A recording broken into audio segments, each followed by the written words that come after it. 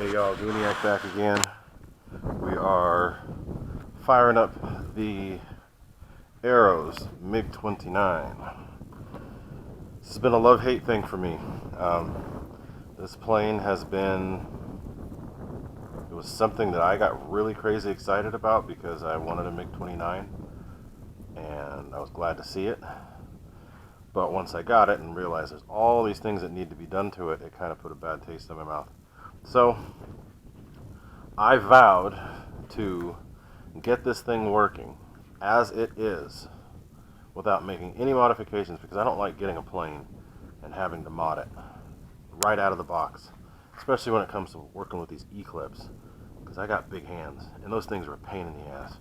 So I decided, okay, let's see how we can get this thing to work as it is and not have to make any modifications.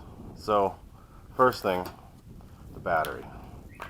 The battery that I was able to get fit that I was comfortable with is a 6S30C 4000 China Hobby line.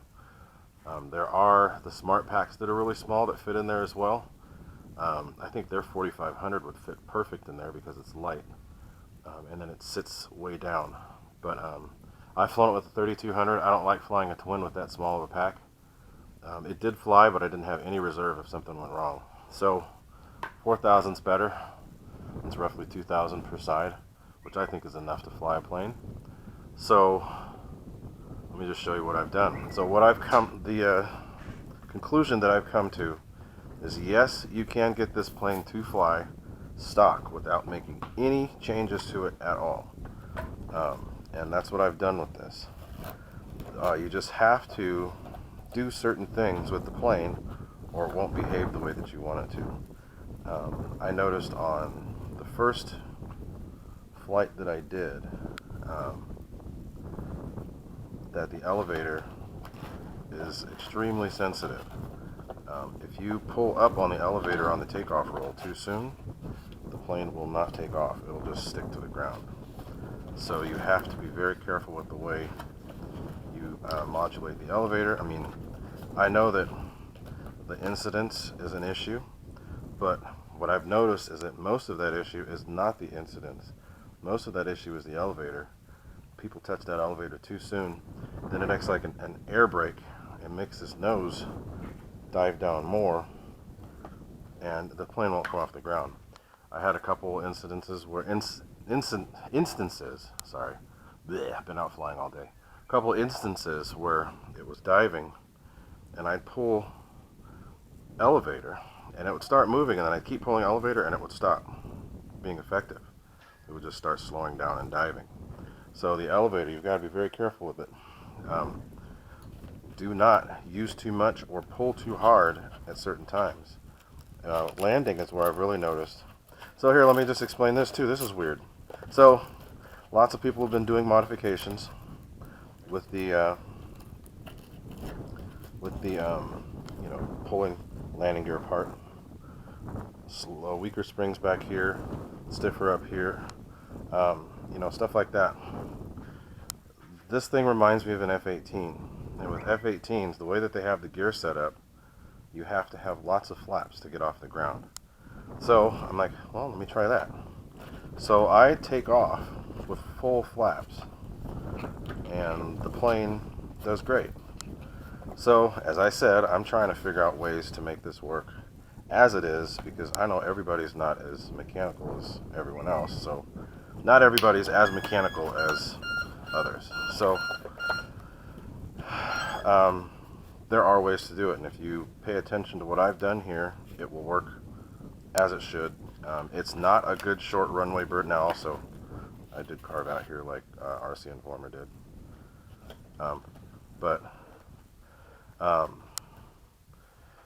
It is not good for a short airfield, although the more flaps you give it, landing flaps, the sooner it will take off. But then as soon as you get off the ground, you got to put those flaps up. Takeoff flaps up, takeoff flaps, don't do anything. Flaps up. And you have to have the right elevator compensation for that. So look at the elevators. Flaps, landing flaps. The elevators move up just a little bit, but that helps with this thing this thing to rotate on takeoff. So actually, you know what I'm going to do? I'm going to add a couple more clicks of up elevator. It says -7 right now. I'm going to go to -9. Leave it at that. Okay, and let's see if it just rises off the ground. But what it does now, Flaps up. with full flaps, that kind of changes the way the plane, it makes the nose of the plane lighter. So all it takes is just a little bit of elevator to get this thing off the ground. So that's what I've been doing with it. Let's go fly it so you can see what I'm talking about. And I have a Lemon RX gyro in here. There's a satellite's there. From what I also noticed, it does not like gyro on the elevator. Very little, and very little on the ailerons. And I have it here on the knob, but I haven't had to turn it up. That's another issue I had with the elevator. With too much compensation, it just stops working at all altogether, pretty much. With too much gain. So, number one thing, Landing flaps. full flaps for takeoff. Normal mode. Throttle cut.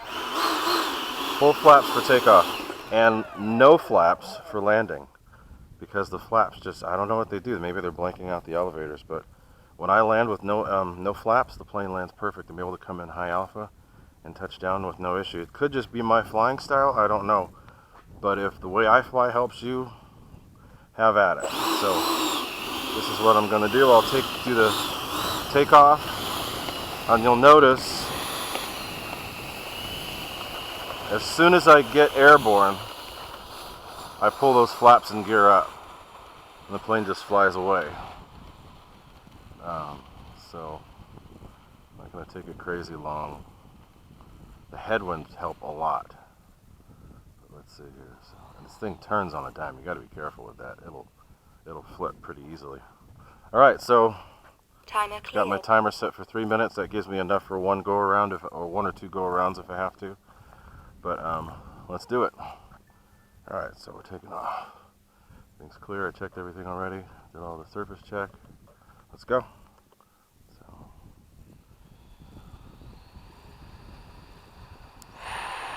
not touching elevator at all. A little bit there. See how it just rises off the ground? Gear up. Flaps up. And the flaps and gear go up right away. Just rose off the ground, and I have made no other modifications.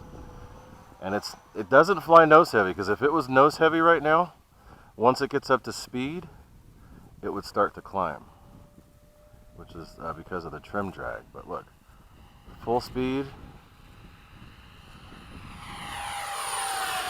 doing just fine. Let's pull up. It's a good flying bird once you figure these little things out.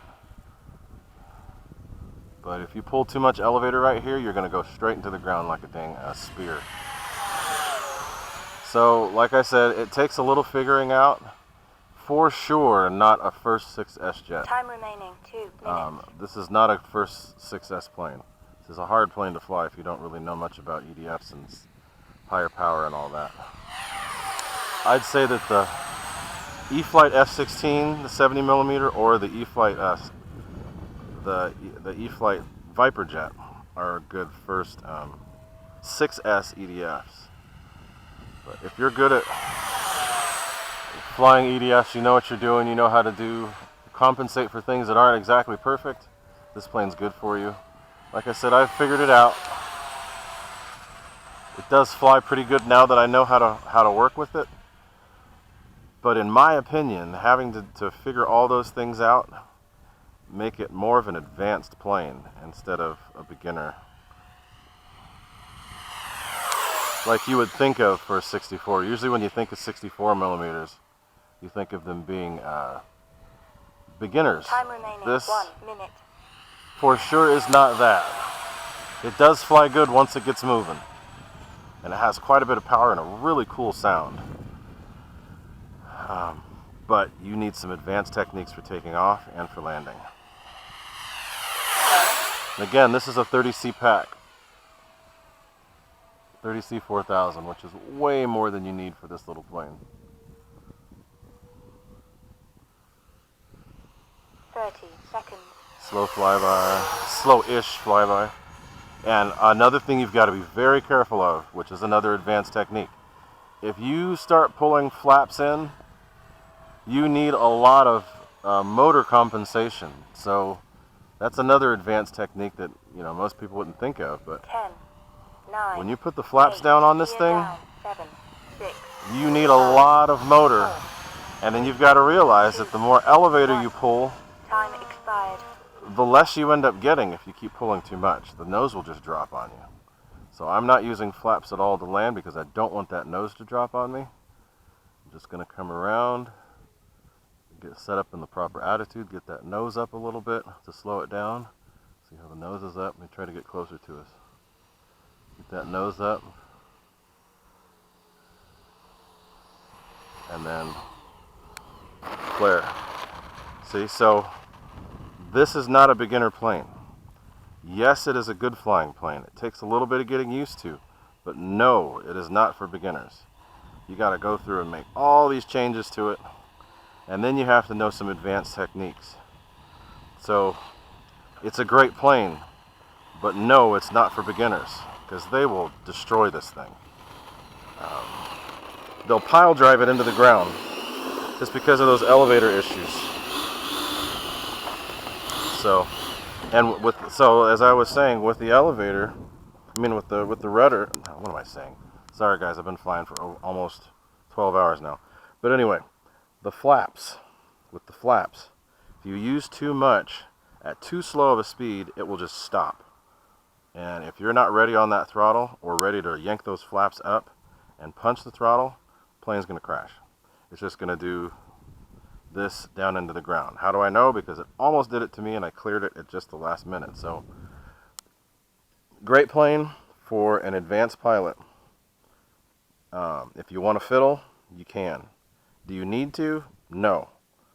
Because just do what I told you with full flaps on takeoff, you'll be great.